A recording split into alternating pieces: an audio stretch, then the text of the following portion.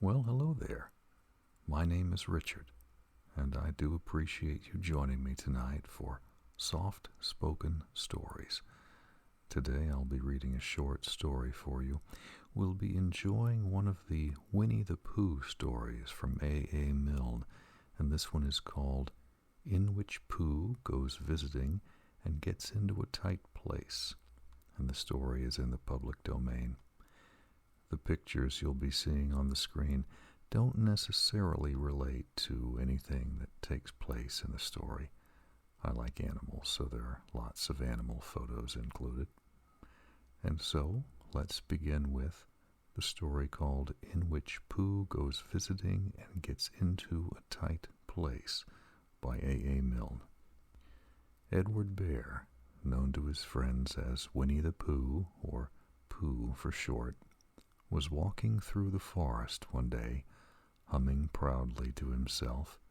He had made up a little hum that very morning as he was doing his stoutness exercises in front of the glass. Tra-la-la, tra-la-la, as he stretched up as high as he could go, and then tra-la-la, tra-la, oh help, la, as he tried to reach his toes. After breakfast, he had said it over and over to himself until he had learnt it off by heart, and now he was humming it right through properly.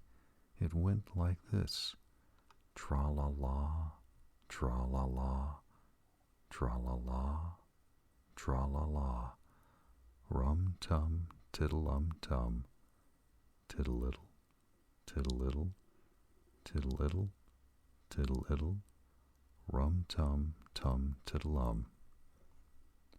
Well, he was humming this hum to himself and walking along, wondering what everybody else was doing and what it felt like being somebody else, when suddenly he came to a sandy bank, and in the bank was a large hole. "Aha," said Pooh, rum-tum-tiddle-um-tum. "If I know anything about anything, that hole means rabbit," he said, "and rabbit means company," he said, "and company means food and listening to me humming and such like, rum-tum-tum-tiddle-um." So he bent down, put his head into the hole, and called out, "Is anybody at home?" There was a sudden scuffling noise from inside the hole, and then silence. "What I said was, 'Is anybody home?'" called out Pooh very loudly. "No," said a voice, and then added, "You needn't shout so loud. I heard you quite well the first time." "Bother," said Pooh. "Isn't there anybody here at all?" "Nobody." Winnie the Pooh took his head out of the hole, and he thought for a little, and he thought to himself, there must be somebody there, because somebody must have said nobody. So he put his head back in the hole and said, "Hello, Rabbit, isn't that you?" "No," said Rabbit, in a different sort of voice this time. "But isn't that Rabbit's voice?" "I don't think so," said Rabbit. "It isn't meant to be." "Oh," said Pooh. He took his head out of the hole and had another think. Then he put it back and said, "Well, could you very kindly tell me where Rabbit is?" "He has gone to see his friend Pooh Bear, who is a great friend of his." "But this is me," said Bear, very much surprised. "What sort of me?" "Pooh Bear." "Are you sure?" said Rabbit, still more surprised. Quite sure," said Pooh. "Oh, well then, come in." So Pooh pushed and pushed and pushed his way through the hole, and at last he got in.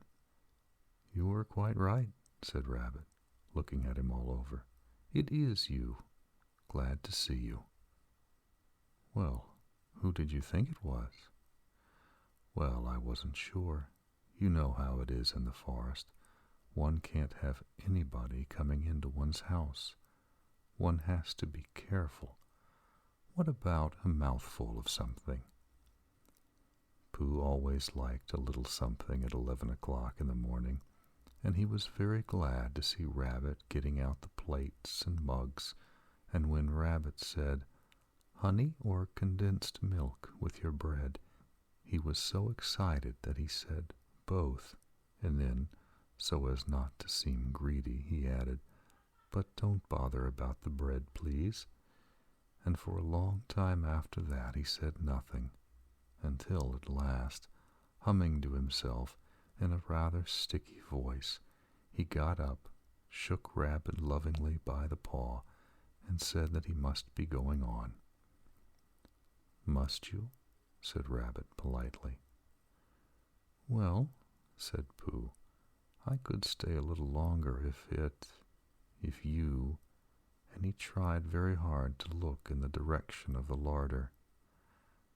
"As a matter of fact," said Rabbit, "I was going out myself directly." "Oh, well then, I'll be going. Goodbye." "Well, goodbye, if you're sure you won't have any more."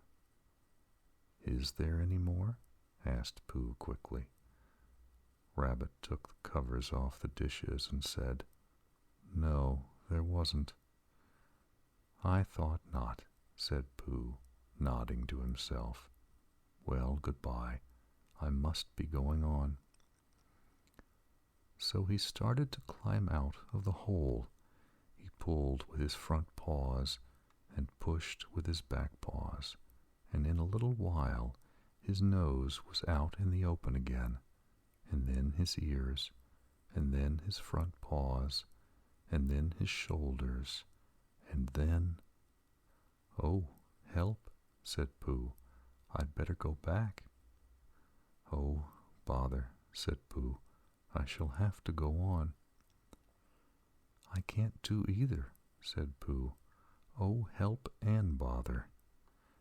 Now by this time Rabbit wanted to go for a walk too, and finding the front door full, he went out by the back door and came round to Pooh and looked at him.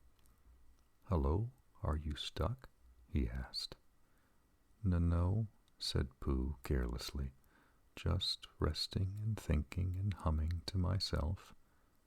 "Here, give us a paw." Pooh Bear stretched out a paw, and Rabbit pulled and pulled and pulled. "Ow!" cried Pooh. "You're hurting."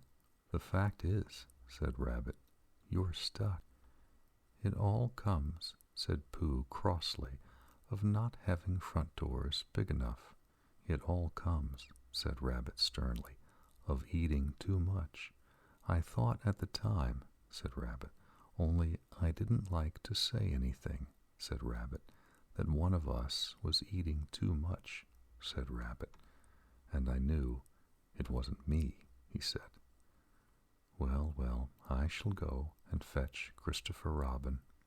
Christopher Robin lived at the other end of the forest, and when he came back with Rabbit and saw the front half of Pooh, he said, "Silly old bear," in such a loving voice that everybody felt quite hopeful again.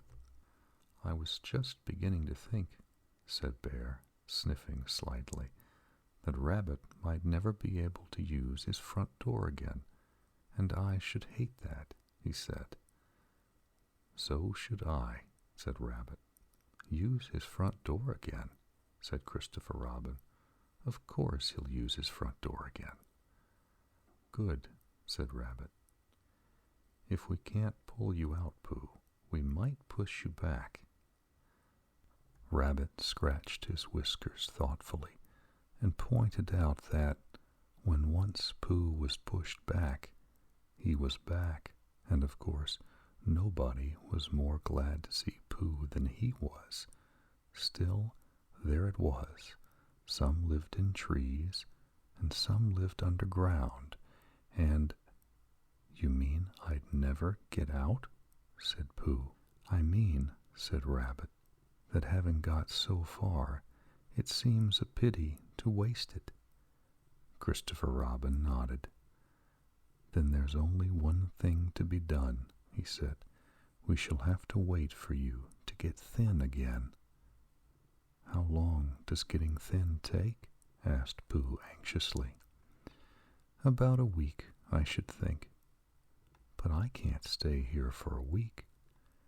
You can stay here all right, silly old bear. It's getting you out which is so difficult. We'll read to you, said Rabbit cheerfully. And I hope it won't snow, he added. And I say, old fellow, you're taking up a good deal of room in my house. Do you mind if I use your back legs as a towel horse? Because, there they are, doing nothing, and it would be very convenient just to hang the towels on them. A week, said Pooh gloomily. What about meals? I'm afraid no meals, said Christopher Robin, because of getting thin quicker. But we will read to you. Bear began to sigh, and then found he couldn't because he was so tightly stuck, and a tear rolled down his eye as he said, Then would you read a sustaining book, such as would help and comfort a wedged bear in great tightness? So for a week, Christopher Robin read that sort of book at the north end of Pooh, and Rabbit hung his washing on the south end, and in between Bear felt himself getting slenderer and slenderer, and at the end of the week Christopher Robin said, Now. So he took hold of Pooh's front paws, and Rabbit took hold of Christopher Robin, and all Rabbit's friends and relations took hold of Rabbit, and they all pulled together. And for a long time Pooh only said, Ow, and Oh, and then, all of a sudden, he said, Pop, just as if a cork were coming out of a bottle. And Christopher Robin and Rabbit and all Rabbit's friends and relations went head over heels backwards, and on the top of them came Winnie the Pooh, free. So, with a nod of thanks to his friends, he went on with his walk through the forest, humming proudly to himself. But Christopher Robin looked after him lovingly, and said to himself, Silly old bear. And that was the story in which Pooh goes visiting and gets into a tight place, written by A. Milne. We'll stop there for tonight. This is Richard saying thanks very much for listening. You have a good night, and I look forward to reading to you next time.